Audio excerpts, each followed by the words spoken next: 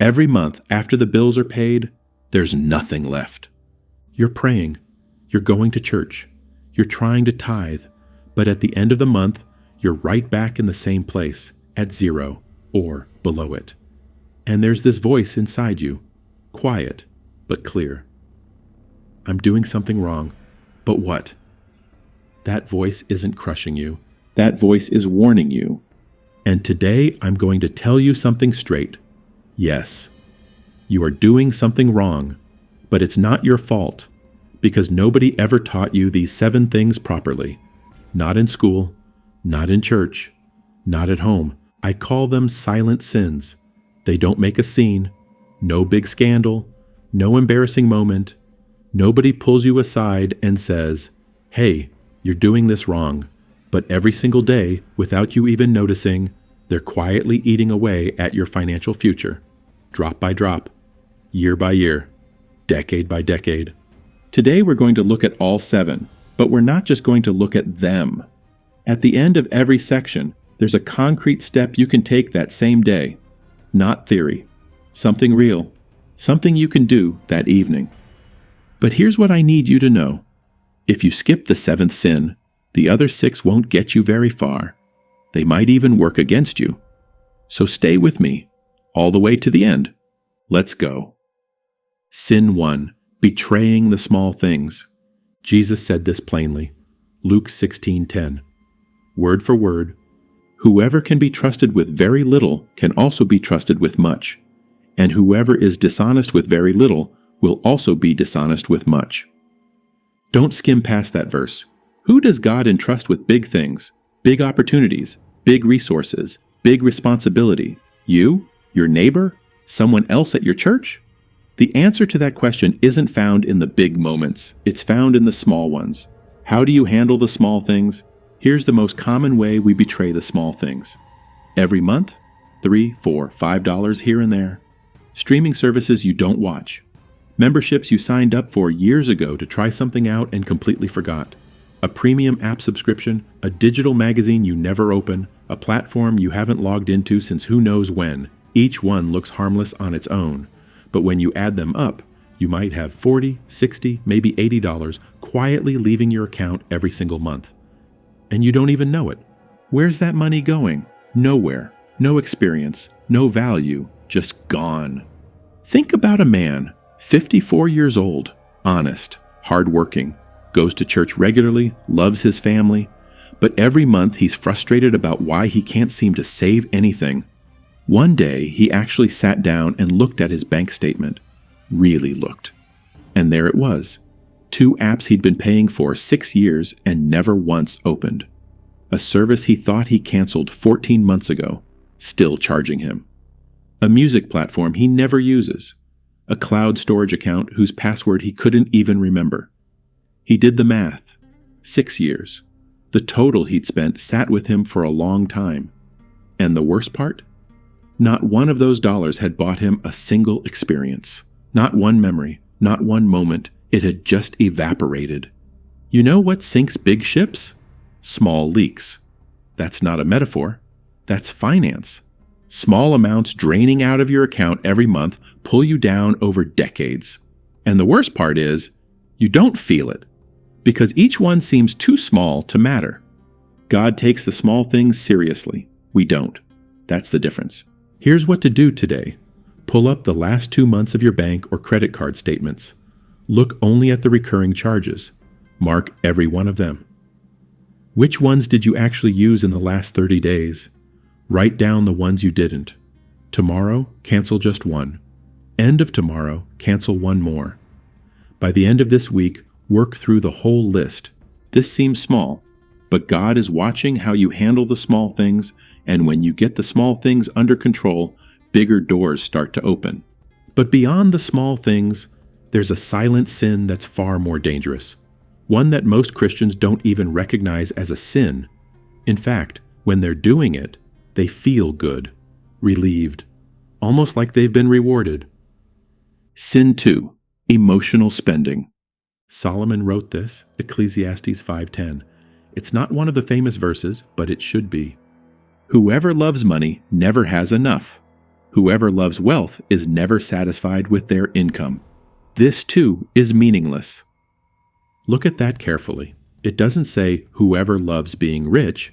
It says whoever loves money. Two very different things. Because emotional spending doesn't usually show up in people chasing wealth. It shows up in people trying to quiet their pain, tired people, angry people, people who feel small. Does that sound familiar?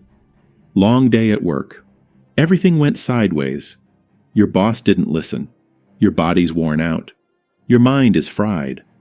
And automatically, you order something. Or you open a shopping app. Or you walk into a store telling yourself you're just browsing, but you already know you're walking out with something. And in that moment, you genuinely feel better. That's real. That's not a lie. But in the morning, the balance is still there. Think about a woman. Let's call her Marjorie. 5 years from retirement, but her savings are nowhere near where they should be. Why? Her salary's decent. No major purchases, no serious debt. When she really analyzed it, she saw it clearly. At the end of every stressful week, especially Friday evenings, she'd bought something. Small things, a piece of clothing, a kitchen gadget, a little decoration. Sometimes just a coffee and a pastry, but then something else got added to the cart. Nothing was expensive on its own, but it had accumulated. Over a decade, every Friday had compounded. And the hardest part? She couldn't even remember most of what she'd bought. It had gone into a drawer somewhere. Some of it she'd never even used.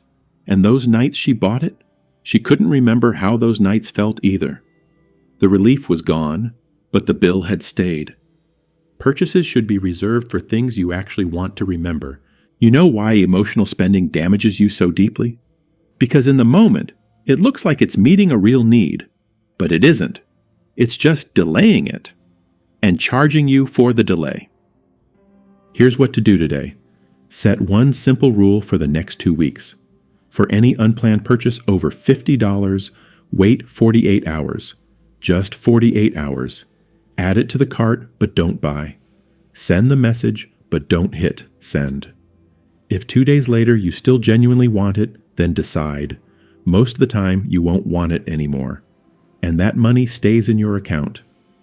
This one simple pause cuts the fuel line on emotional spending.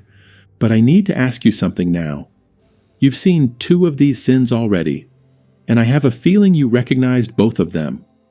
But the third one is even quieter. Because religious language covers it up. And the more devout you are, the more likely you are to fall into this one. Sin 3, using faith as a substitute for planning.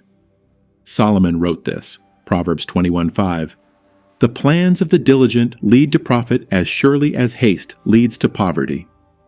That verse isn't just praising hard work. It's commanding planning. And look at that word, haste.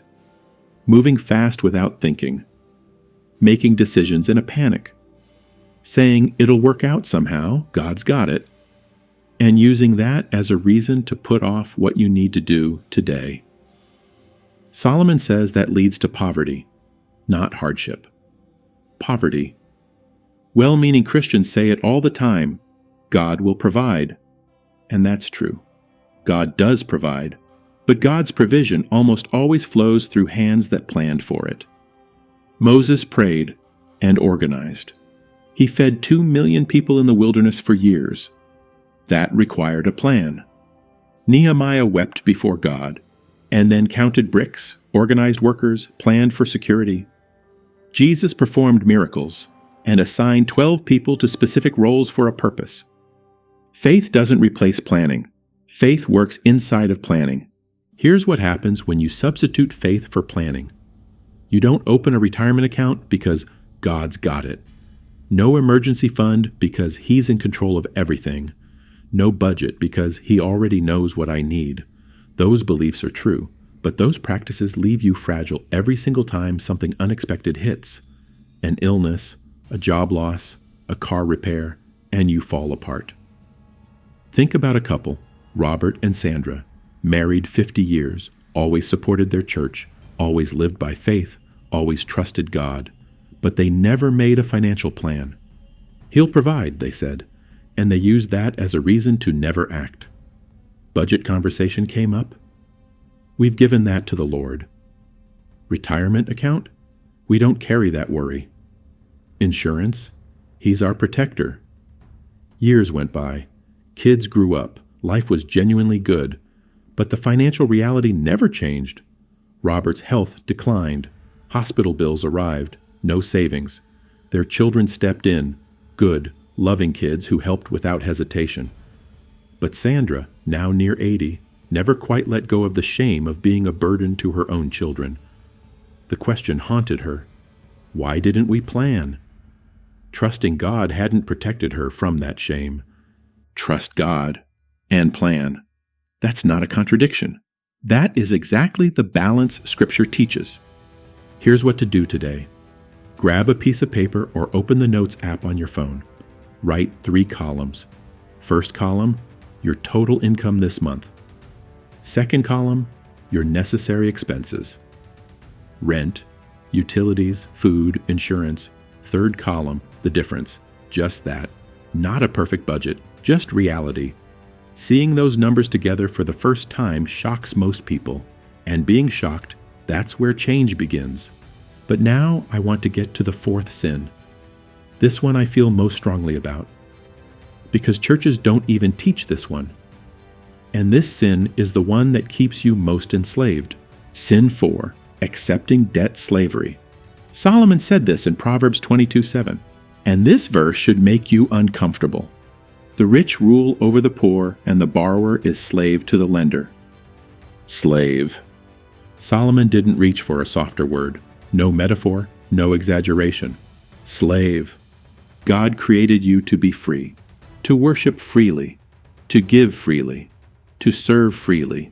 But if you're carrying debt and making minimum payments every month, that debt doesn't belong to you. You belong to that debt. Do you know the trap of the minimum payment? Every month you make the minimum payment and you feel responsible. At least I'm paying something. But here's what you need to understand. On a credit card charging 20 or 25% interest, making only the minimum payment on a $1,000 balance can take well over 10 years to pay off. And the total amount you'll have paid by then is far above the original balance. That's not a scare story. That's the math of interest. You pay for 10 years, and the debt barely moves, because that system was designed to work exactly that way. Think about a couple, both working, both believers, both paying every month. But there are 3 credit cards, a car loan, student debt. Every month, most of their income goes straight to those payments. No savings, no retirement account, no emergency fund. 1 month a tire blows out, new debt. 1 month the kid gets sick, new debt. Every unexpected expense digs them deeper. And every morning they wake up, go to work, come home, make a payment, go to bed, and do it all over again. They're exhausted. They feel like they're not moving forward. Because they aren't. They're running. But they're running in chains, and they're not going anywhere. Freedom isn't waiting on a miracle. Freedom is a methodology. Here's what to do today. Write down every single debt you have. Write the interest rate next to each one. Sort them from highest interest rate to lowest. And next month, on that highest interest debt, pay just $25 above the minimum. Just $25. Looks small, but it starts to reverse the logic of compound interest. And once that debt is gone, roll that payment into the next one, like a snowball picking up speed. MIDCTA. Pause for a second. You've seen 4 things so far, and I'm willing to bet at least one of them landed right on you. Really named something. If that's you, go to the comments right now and type one word. Free. This isn't a game. This is a declaration. I'm not going to carry these chains without knowing it anymore. Right now, thousands of people watching this video are doing the same thing. You are not alone. You never were. Let's keep going. The 5th sin is the one that surprises me most, because the most devout, most generous, most well-meaning people fall into this one, and they can't see it, because it's too close to them. Sin 5, underestimating your circle. Proverbs 13:20. Walk with the wise and become wise, for a companion of fools suffers harm. When it comes to money and financial decisions, nothing shapes you more powerfully than the people around you. No book, no video, no sermon. The people you spend the most time with every day are forming you, whether you want them to or not, whether you realize it or not. I'm not saying this with statistics. I'm saying it with observation. Look at the average financial situation of your 5 closest friends. Odds are you're sitting right in the middle of that average. That's not fate. That's gravity. Your circle pulls you down or lifts you up, and most of the time you don't even feel it. But here's what the silent sin actually is. It's not you're surrounded by bad people. The silent sin is this. You're not spending any time with people who take financial growth seriously. Think about the people around you. Do they talk about budgeting? Do they plan for retirement? Do they discuss strategies for getting out of debt? If those conversations never happen around you, they never come out of you either. Because people don't do what they never talk about. Think about a man, James, 52 years old, hard-working his whole life, good man. Did everything he could for his family. But financial literacy was never there. Why? Because nobody in his circle was having those conversations. Talking about money felt arrogant or embarrassing. Talking about debt felt like admitting weakness. Talking about savings felt like greed. And that silence went on for decade after decade. James didn't know what to do because he'd never seen it done. One day, he hesitantly joined a small group at his church. Just a Bible study group. But for the first time, people were openly talking about money, about budgets, about retirement, about debt, without shame, even laughing about it sometimes. And James felt, for the first time in his life, that he wasn't alone in this. 3 years later, for the first time ever, he'd opened a retirement account. He was 55, late, but better late than never. A 40-year gap started closing inside a single small group. Your circle isn't your destiny, but growing without a circle is nearly impossible. Here's what to do today. Think of one person in your life, from church, from your family, an old coworker, who's further along financially than you are. This week, ask that person to grab coffee, just to talk. Asking costs nothing. And that one conversation can sometimes change a decade. Now we're getting to the 6th sin. It has a name. And when you first hear it, it might sting a little. But I'll tell you this. Almost everyone does this one. And most of the time, they do it with the best intentions. Sin 6. Living without a legacy plan. Proverbs 13:22. A good person leaves an inheritance for their children's children, but a sinner's wealth is stored up for the righteous. This verse isn't here to condemn you, but it is here to wake you up. Most people think legacy planning is for rich people. I'll plan my estate when I have wealth. I'll write a will when I'm a millionaire. I'll get insurance when I've saved enough. I don't have enough right now to even think about that. That thinking is a mistake. Because a legacy isn't just money. A legacy is also debts, disorder, the question of who's going to pay for the funeral, the problem of how do we even access these accounts, everything left without a plan, that's a legacy too. What does a family go through when someone passes without any plan in place? They're grieving, and at the same time being forced to make financial decisions. Legal processes, frozen accounts, disputes over who gets what. Sometimes years of bitterness between siblings. The last thing you leave your loved ones should not be confusion and chaos. They're already going to hurt. Don't add financial mayhem on top of that grief. And maybe the harder thing to sit with is this. Some of what you spent your whole life working for, building, saving, can simply scatter and disappear because there was no plan. Lost in uncertainty. A small life insurance policy, a will that's kept current, a document with your digital accounts and passwords. These aren't grand gestures, they're not dramatic sacrifices, but they are the most concrete, most lasting acts of love you can leave behind. Here's what to do today. Create a folder, digital or physical. You can start right now. Put these things in it: a list of your bank accounts, copies or basic information about any insurance policies you hold, and a short note for the people you love. If you don't know what to write, just write this: if you ever lose me, everything you need is in this folder. It doesn't have to be perfect. It just has to exist. This isn't a death plan. This is an act of love. We're almost there. The seventh sin. I saved it for last because it's the most hidden one. You can't see it from the outside. Nobody else notices it. But on the inside, it affects everything. And if you get this one right, the other 6 get a whole lot easier. Sin 7. The absence of gratitude. Paul wrote this in Philippians 4:11-12. Read it slowly. I have learned to be content whatever the circumstances. I know what it is to be in need, and I know what it is to have plenty. I have learned the secret of being content in any and every situation, whether well-fed or hungry, whether living in plenty or in want. Learned. Paul isn't presenting this as a personality trait he was born with. He's presenting it as an earned skill. Something learned. Something practiced. Contentment isn't consolation. Contentment is learning to find real meaning in what you already have. So how does the absence of gratitude wreck your finances? Pretty simply. A person without gratitude is always chasing more.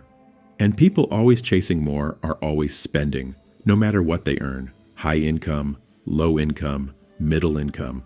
There's always just a little more. The neighbor always has something better.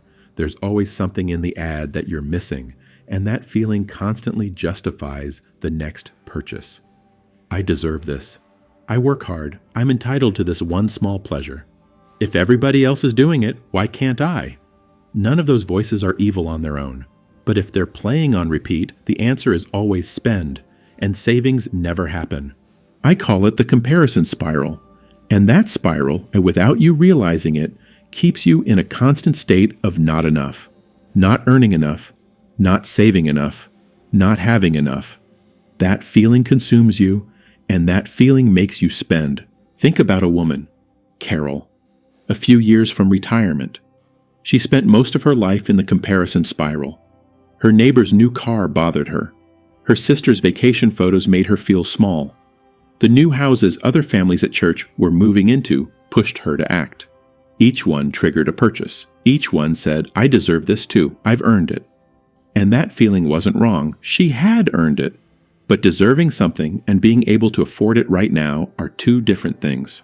No single purchase was wrong on its own. But together, over a decade, they just flowed out. 5 years from retirement, she finally stopped and did the math. The money was gone. The experience is, she couldn't even remember most of them. Because she hadn't bought them to fill her life, she'd bought them to fill a hole. She'd tried to heal the wound of comparison with a purchase, and that wound never healed, because the next comparison always came. Gratitude isn't a feeling. Gratitude is a practice, a daily exercise, like a muscle. If you don't use it, it weakens. Work it consistently, it gets stronger. And a strong gratitude muscle can break the comparison spiral. It quiets the impulse to spend. It gives you the ability to say, what I have is enough. Here's what to do today. Tonight, before you go to bed, write down 3 genuine things you're grateful for. Specifically, financial things. They don't need to be spiritual. They don't need to be pretty. They just need to be real. I have a roof. I ate today. My car started. Or, I have lights. I have running water. I got a paycheck this week. 3 things. This doesn't make you wealthy overnight. But it starts turning you into someone who makes decisions from less fear, gets caught in fewer comparison spirals, and spends less on impulse, slowly, but for real. And that's exactly why I saved gratitude for last. A grateful person doesn't impulse spend. A grateful person doesn't get sucked into the comparison spiral. A grateful person can say, I have enough. And a person who can say, I have enough, for the first time, can actually save, can actually plan, can actually notice the other 6 sins and start changing them. Gratitude is the foundation of all 7. Without it, the rest floats in the air. I want to stop here with you for just a moment. Lift your eyes from the screen, put your hand over your heart, and say this with me. Out loud is better, but if it's in your heart, that's okay too. What matters isn't the words. What matters is that you mean them. Lord, today I saw it. I saw the things I've been doing without realizing it. And part of me is ashamed, but part of me has hope. Because you're the one showing me this, which means change is possible, which means I was not made to stay right here. Today I'm asking you for one thing: clarity. Show me where to start. Show me which step to take. Show me what to do this week. I'll take the steps. You open the road. Before my finances, renew my mind. Help me move from fear to faith. And I know this: I'm not walking this alone. You are with me, at the beginning, in the middle, and at the end. Amen. That prayer doesn't promise you wealth by morning. No prayer should. But that prayer changes one thing: your starting point. You begin to move from fear toward faith, and that shift, over a decade, changes everything. Today, you saw 7 silent sins: betraying the small things, emotional spending, using faith as a substitute for planning, accepting debt slavery, underestimating your circle, living without a legacy plan, and the absence of gratitude. You didn't choose to carry any of these. Nobody ever told you. Nobody ever sat down and had this conversation with you. Your dad didn't. Your school didn't. Your church mostly didn't. And that wasn't fair. But now you know. And knowing creates responsibility. Not a heavy responsibility, a freeing one. Because now you know what to change. You're not groping around in the dark anymore. Today, do just one thing. One. Which of these 7 hit you the hardest? Which one rang true the deepest? Which one made you think that's me while you were reading it? Start there, just there. There's no such thing as a perfect start. There's only a start. And starting, any start, is always better than never beginning. And if you find yourself trying to apply all 7 of these and still wondering why you can't seem to move forward, the answer is usually this: what you believe about money, the voices inside you about whether you even deserve financial health, the wrong teaching you've absorbed that says wealth is a spiritual problem. It's a mindset issue. Behavior change runs through mindset, and that's exactly what I'm going into in the next video. Deep. Without that video, half of what you learned today stays on the surface. Don't let it. God did not create you for a life of financial blindness. He created you to see, to steward, to build, to give, and to live freely, fearlessly, and with a grateful heart.